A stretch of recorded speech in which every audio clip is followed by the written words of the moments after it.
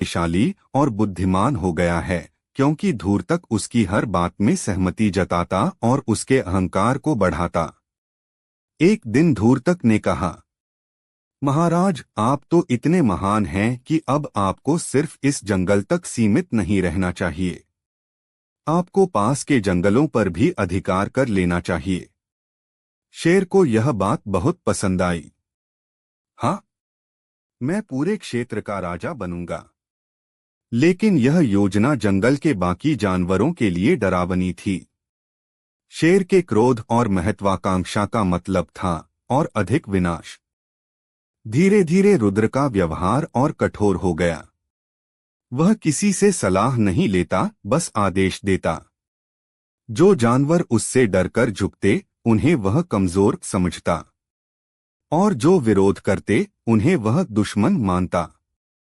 एक दिन उसने एक बूढ़े हाथी से कहा, तू इतना बड़ा है, फिर भी मेरे सामने सिर झुकाता है, कायर।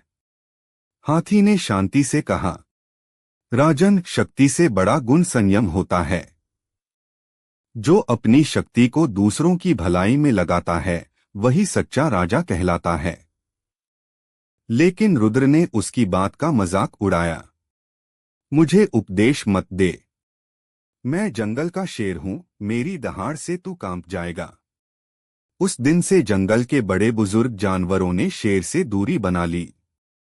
केवल धूर्तक सियार ही उसके करीब रहा। धूर्तक के मन में अब एक और योजना थी। उसे लगने लगा था कि अगर शेर को किसी तरह नियंत्रित किया जाए तो पूरा जंगल उसकी मुट्ठी में हो सकता है।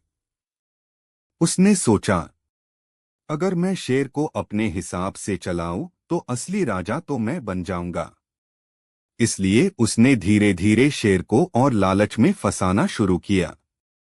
वह रोज कहता, महाराज, आप तो इतने महान हैं कि अगर आप चाहें तो इंसानों के गांव तक भी जा सकते हैं। वहां से और भी बड़ा शिकार मिलेगा, गाय, बैल और कभी कभी इंसान भी। शेर ने कहा, लेकिन इंसान से टकराना खतरनाक हो सकता है। सियार ने